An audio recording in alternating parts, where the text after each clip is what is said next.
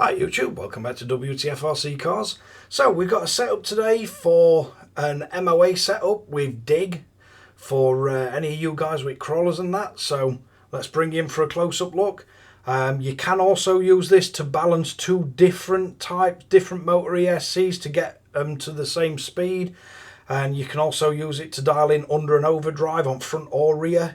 So it should be a pretty useful way of doing it. But let's bring you in for a close-up look and show you how we've got this set up. Right, so first off, you're going to need your NB4 Pro Plus. For this one, I'm using the FGR12B 12-channel receiver. Give us plenty of options. We're going to need one ESC and motor. We're going to use this one for driving the front.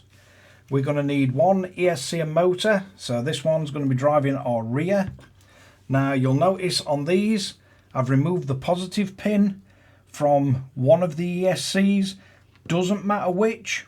The reason I've done this, on quite a lot of ESCs, if they see a 12 volt feed from a different source, they'll go into error state and won't power on. You can also get issues where the BECs on the ESCs will behave erratically, or you'll get incorrect voltage. It can cause a hell of a lot of problems. Basically, you don't want two BECs from separate battery sources trying to power your receiver and everything, and your servo. So choose the ESC. Ideally, you'd have identical motors and identical ESCs. Make sure you run calibration on your ESCs before you set all this up. So get them plugged in, run calibration so you're getting full throttle and brake and everything. That'll depend on your instructions for your ESCs. And then just remove one of the positive feeds. Leave your negative connected. So we've got our steering servo. This is going to go into channel 1. We've got our front drive. This is going to be the one that I'm powering everything from. So positives left in. I'm going to plug this into channel 5. This is going to be as rear, so positive removed, and I'm going to plug this into channel 6. Notice we're not using channel 2 for anything, and that's because we're going to do this fully from channel mixing. So we've got to supply power to our rear ESC. And then we've got our front ESC, and we're going to supply power to this. Now, there's nothing wrong with using the same battery and a split cable to power them. It's just these ESCs have got different plugs on. And I've chose this for a reason, to show you how you can balance the RPM speeds using this setup. So if you're really struggling, or it's not unheard of for two identical ESCs and motors to provide slightly different RPMs, so it can force an over or under drive when you don't want it, and with this setup you can correct that. So first thing we're going to do is power up our ESC that's powering as receiver and everything, so the one with positive connected. We're going to hold the bind button and power this up, get it into bind mode, and then we're going to power up our second ESC. So once we've got all that powered up, we're going to bring it in our transmitter. Let's get us focus on that so we can see what we're doing. We're going to go into bind set. We're going to go into enhanced, and we're going to tell it to bind. Binding successful. So for this, you're going to have to make sure that your motors are spinning the correct way. I'm not going to go through that because it's ESC dependent. And also you're going to want to put them both in crawler mode, so you're going to want forward and brake, not forward brake and reverse, and I think these are both set to forward brake and reverse, which is not ideal, but that's setting depending on your ESCs what you're choosing. So once we've got this bound, if we come onto his main screen, you can see I've set channel 5 and 6 at the bottom here, so we can see what they're doing. So if I quickly just power off as main ESC, so as receiver's disconnected, and we can have a look at what we've got here. So we've got these two dials at back, we've got these two paddles, they're all going to be in play. But you see, as we increase the throttle, which increases channel 1, it's doing exactly the same on as channel 5 and 6. So that's going to give us a drive. If we go into reverse, we're getting the same. Now you can use these two dials when you're going forward. You can bring these back to put an overdrive to the back or an overdrive to the front. So we can do that and it won't affect the reverse. So we can either have full throttle, or we can have overdrive to rear, or we can have overdrive to front. It's very easy to set these. Center point. You can go all the way back and put it into negative if you want. Don't see why you'd do that. But it is useful. And if you realise that one motor starts before the other, you can back one down. So you're getting the same speed on both. If one motor's faster than the other motor, you can use this to balance the actual motors. But the other thing that we're going to want to use is dig. So if we're at full throttle and you hit that button, you've got dig on the rear. Now, how useful this is will depend on how good your drag brake is on your ESC and motor. If you're using proper crawler ESC and motors, like Hobbywing Axe system or anything of that sort, you'll be able to set 100% drag, so it proper locks your wheels up and it puts it into dig. And crawlers are pretty low geared, so it does help. So if we press this bottom, we can put his rear motor back on. We can put it into dig. If we've got a slight overdrive on front, as dig function still works correctly. And if you notice, once we put it on dig for the rear, we've got no output whatsoever from the rear motor. In forward, reverse or anything, it will be fully locked up in dig. Press it again and it'll release it. So if we want to go dig on the front, we can tap this front one. We've got full lockup on the front motor, front axle, as rear motor's free to do whatever it wants. Press it again and you're back to four-wheel drive. And it's quite easy to set this up. It's configurable. You don't have to use these buttons. You could change it out for anything that's an actual button that will trigger this. And likewise for these adjustments, if you didn't want to use these two and you find it easier to get to these, you could use these to adjust this same setting. Technically, you could probably use these buttons to change the dig as well on the actual grip. But if we take a look at what we've got set up, so if we go into his auxiliary channels, we've got channels 3 and 4 I've just left as stock because you might have your diffs on them or whatever, or gear selection. On this one, I've just set channel 5 to front, so I've literally gone in here, I've changed it to front, control nothing, and I've just changed the name of it, so it says front. Rear, again, I've gone in here, just changed the name to rear, so just clicked on it, changed it to rear, pressed enter.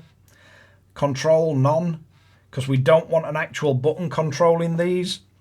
And at first it may seem a bit strange that we're not having anything control them, but if we go in and have a look what's actually going off, so if we go in here and we go to display,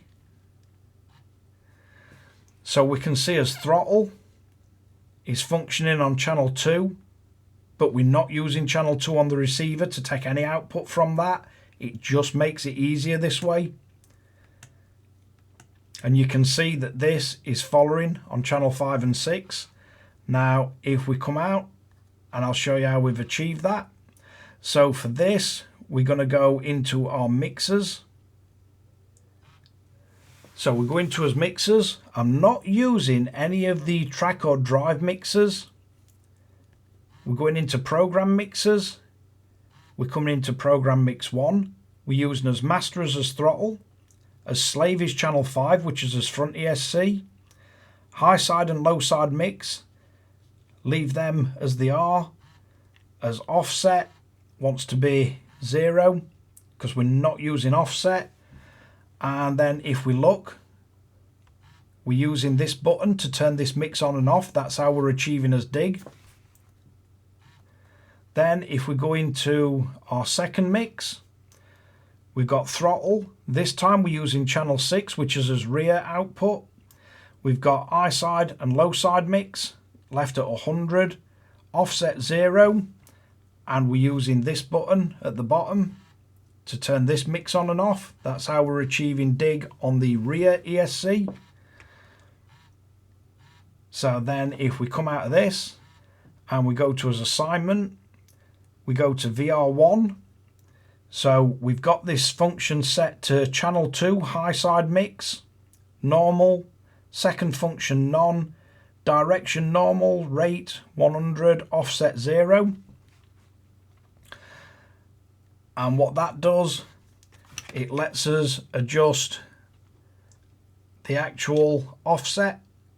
So as high side mix and as high side mix 2. Center point. You can see what we're using that for, to give us as under or overdrive, fully variable. Or you can use it to balance your actual motor, so you can get the exact same motor speed. Then if we go back into assignment, as VR1 on this side, so this one's controlling our high side mix for mix number 1. We've got it to normal, normal direction, and rate is 100, and then your offset.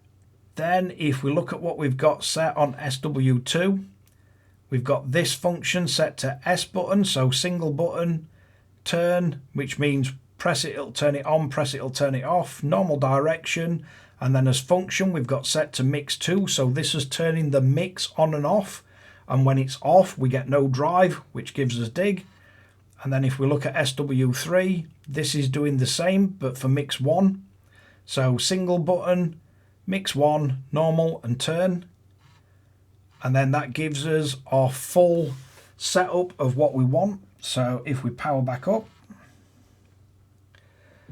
if I start to accelerate, you see this motor kicks in before the Traxxas one does. So as rear's kicking in first. So if we dial that back,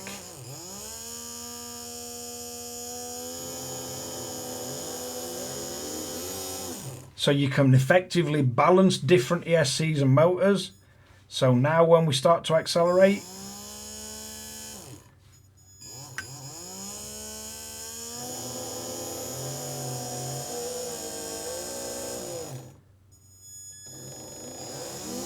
so you see we're getting them more and more balanced.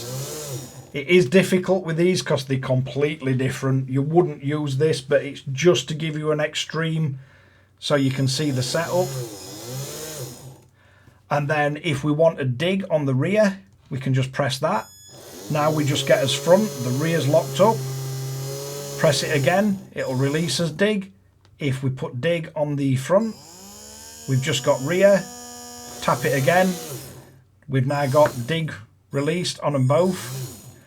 And then if you wanted to dial in an overdrive, you can slow one of the motors right down.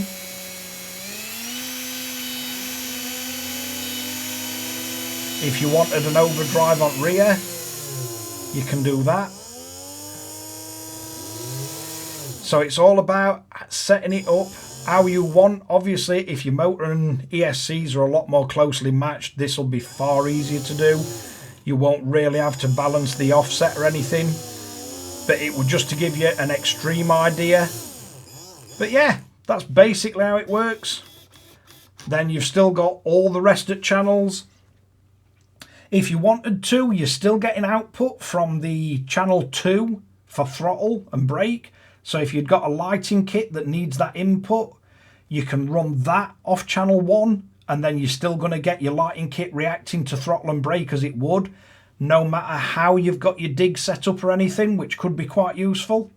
But yeah, it's a fun transmitter to play with. There's a hell of a lot of functionality on it. There is even more you can do with this, so if you can give me feedback, if you'd like to see something else added to this, then that's doable.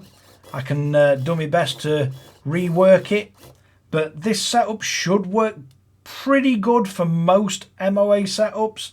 So your motor on axle, you've got loads of channels free, and I mean you've got 18 channels to play with on this, so that's the beauty of being able to throw 2 channels away just to use as a mix. Still leaves you 16 channels to play around with. On this receiver you've got 12 channels to actually use, but there's nothing at all stopping you when you bind to 2 receivers at the same time.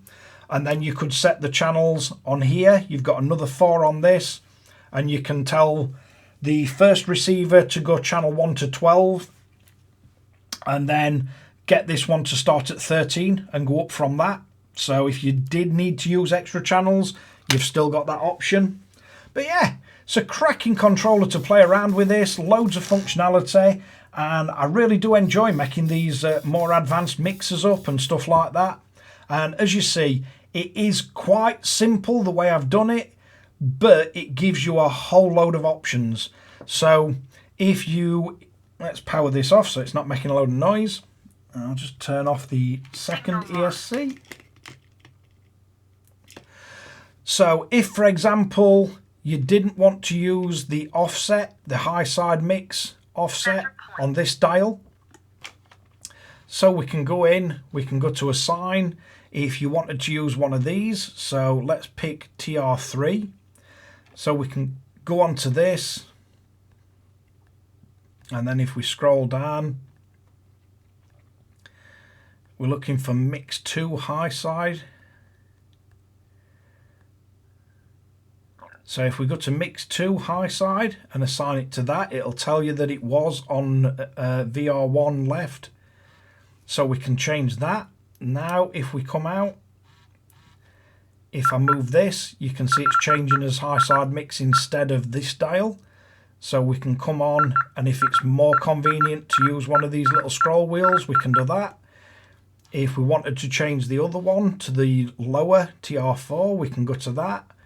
We can go in here, and we're looking for high side mix 1, which is right down at bottom somewhere. Let's have a look. So high side mix 1, and again it'll tell you it is already assigned. Press OK and it'll unassign it. Now we've got this one where we can control on here.